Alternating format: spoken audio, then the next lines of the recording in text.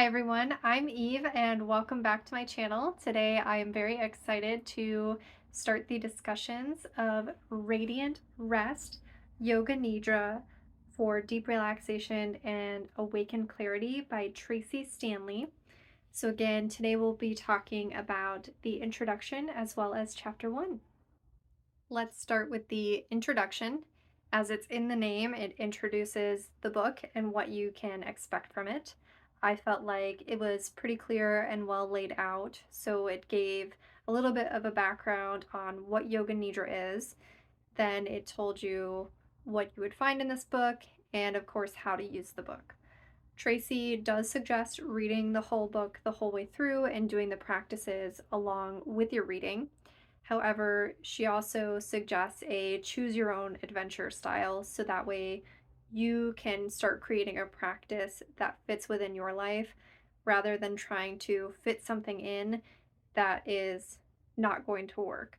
So, for example, if you have a very busy life, perhaps you would use shorter Yoga Nidra practices rather than longer forms of the practice.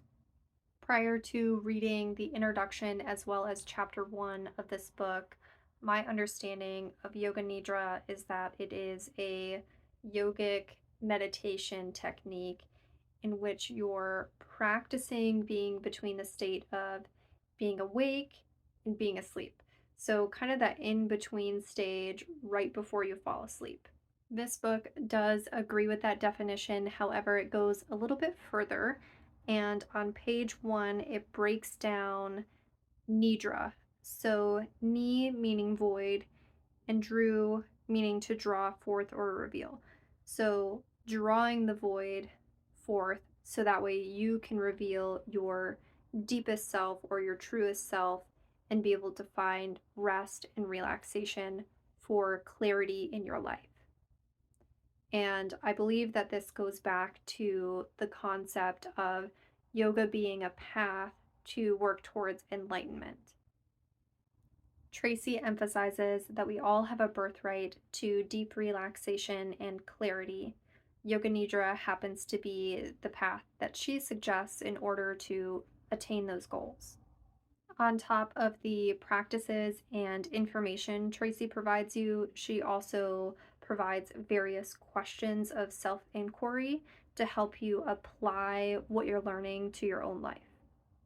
In chapter 1, Tracy further elaborates on Yoga Nidra being its own practice, similar to how Hatha Yoga or Bhakti Yoga are their own forms of yoga and they have different paths, even though all forms of yoga are trying to lead to the idea of samadhi or enlightenment, which is, by Tracy's definition on page 16, a blissful union with the divine, meditation at the highest state. So, Yoga Nidra, even though it's a technique, it's also its own form of yoga that is trying to get you to samadhi.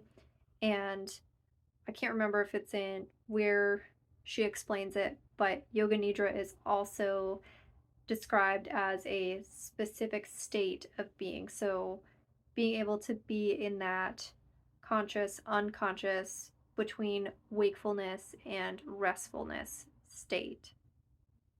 Next, she talks about Yoga Nidra's history, and similar to other forms of yoga, a lot of its history was orally passed down and shared from person to person. Additionally, she does mention that within the ancient texts, it's not clearly laid out to people. Instead, there's a concept that as you gain more understanding of the practice, that you would be able to reread these texts and gain more from them with your understanding than you did the first time you read them. Throughout Yoga Nidra's history, there have been a wide variety of teachers and different thought patterns on how they would practice or how to share these teachings with other people. And in some of those instances, there have been teachers or guides who have done harm to their students. So she emphasizes the self autonomy, that you are in charge of your own practice, and that it is okay to ask questions and try to find deeper understanding. And ultimately, it's your choice on how you want to practice, where you want to practice, and all of those good things. Lastly, Tracy wraps up chapter one by encouraging your own curiosity about the practice and exploring different ways and different modes in order to find the practice that works best for you so that way you can get the most out of it. That is it for the introduction as well as chapter one. Next week's reading is chapter two and is titled The Journey Through Consciousness. So I hope to see you next week. If you'd like to join along or flow with me, feel free to subscribe to my channel, and I'll see you next time.